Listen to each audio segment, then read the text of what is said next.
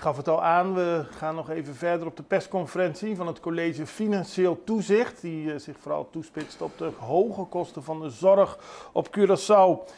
Ik noemde net al verschillende zaken die niet goed geregeld zijn. En de voorzitter van het CFT, die zich vooral toespitst op, kwam ook met een reeks maatregelen die genomen kunnen worden. Maar ik wil graag een aantal maatregelen even met u langslopen.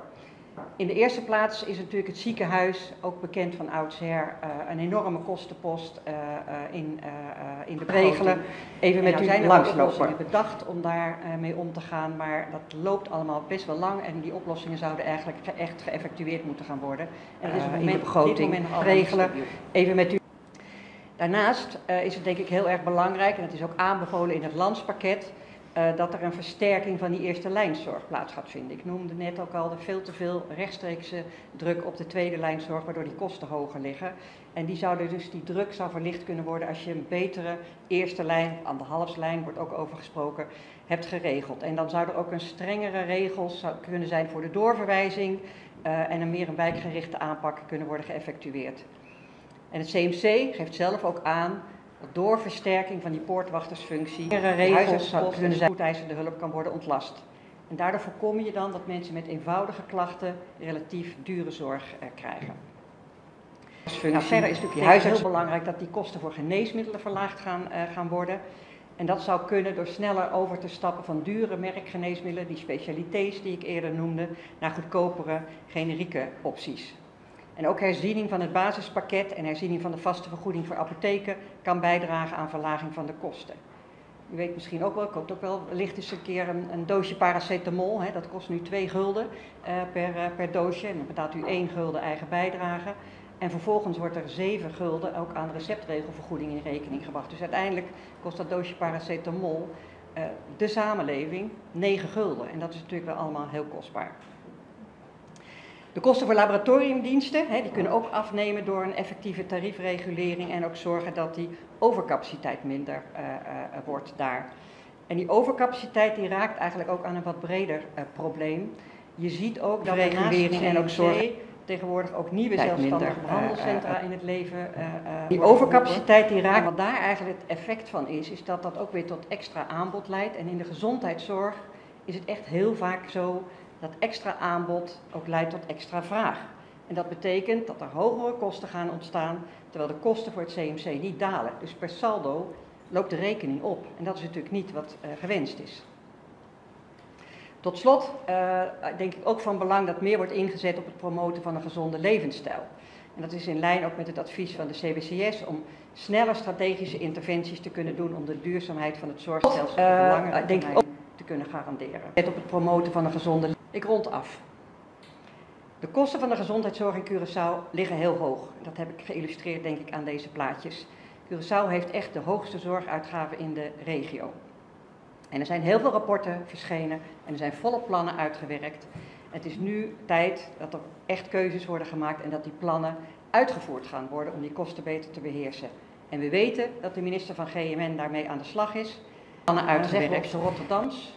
Geen woorden, maar daden. En we zullen dit als CFT heel intensief blijven volgen. Ik dank u voor uw aandacht. Voor veel mensen is het niet onbekend dat de zorgkosten hoog zijn op Curaçao. Maar er wordt steeds niets aan gedaan. Hoe dat komt en wat daarin veranderd kan worden, dat vroeg ik ook aan mevrouw Liedewijde Ongering. Goedemiddag, Pontari. Maar er wordt steeds niets aan gedaan. Access Journaal.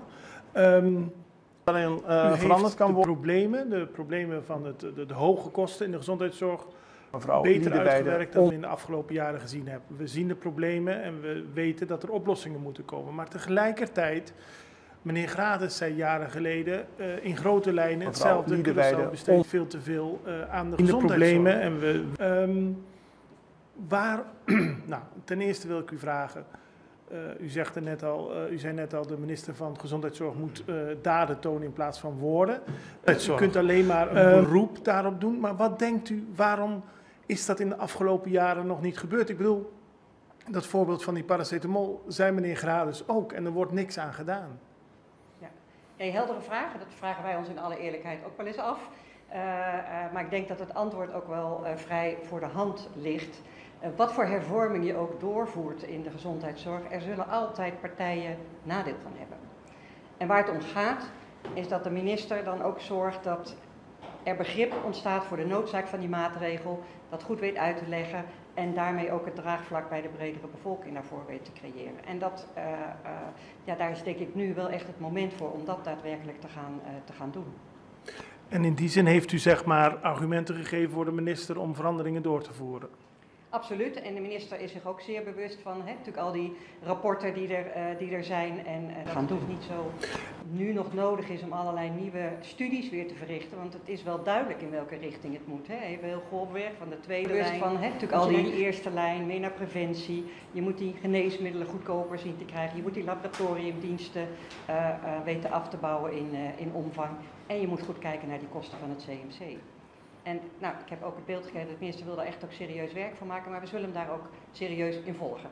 En u heeft deze onderzoeksgegevens ook aan de minister overhandigd? Absoluut. En je moet goed kijken naar het zijn dus geen onderzoeksgegevens van onszelf. Hè.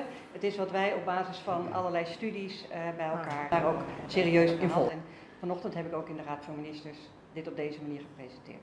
Dank u. Ik denk wel dat wij nog nooit zo diep hebben gegraven als nu. Nee, want het is heel uitgebreid. We hebben gehaald en alles naar boven weten te tillen, denk ik, wat er aan de hand is.